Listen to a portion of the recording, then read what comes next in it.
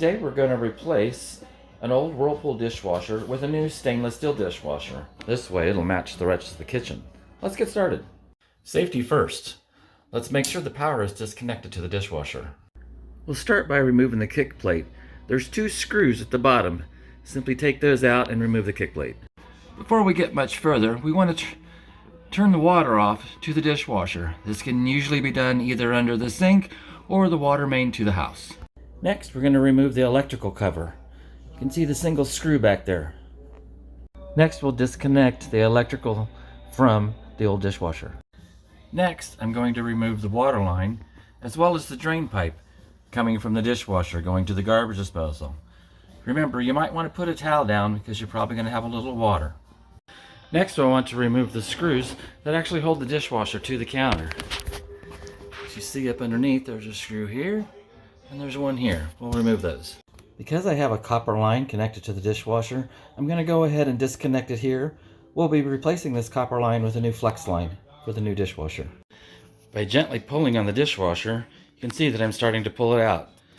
Check to make sure all the wires and hoses below are moving freely, and then continue removing the dishwasher.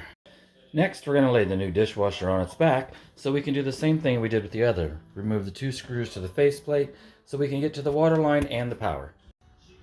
Just like on the old washer, we're going to remove the screw for the electrical box so that we can connect the electric.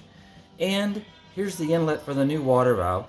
And it's not the copper as we've seen before, so I purchased a hose with the 90-degree elbow as needed. The new dishwasher didn't come with an electrical wire holder, so I took one off the old dishwasher. I'll just install it now.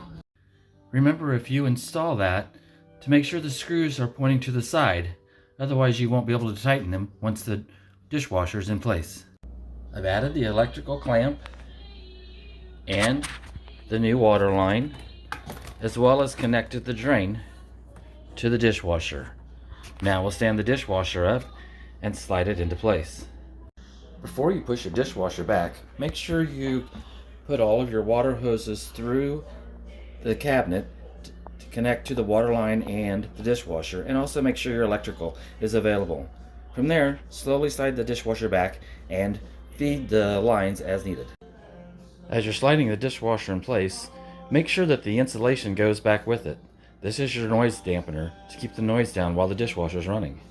After you get the dishwasher in place, reconnect the electrical and then put on the cover for the electrical area once you bend the wires back. With the dishwasher in place, make sure it's level and adjust the feet as needed, and then secure the top with the screws provided to fasten to the countertop. Finish up by attaching the drain hose and the water line. After tightening all the water lines, turn the water back on and check for leaks, both under the sink and under the dishwasher. Once you're satisfied there are no leaks, then turn the electric back on to the dishwasher.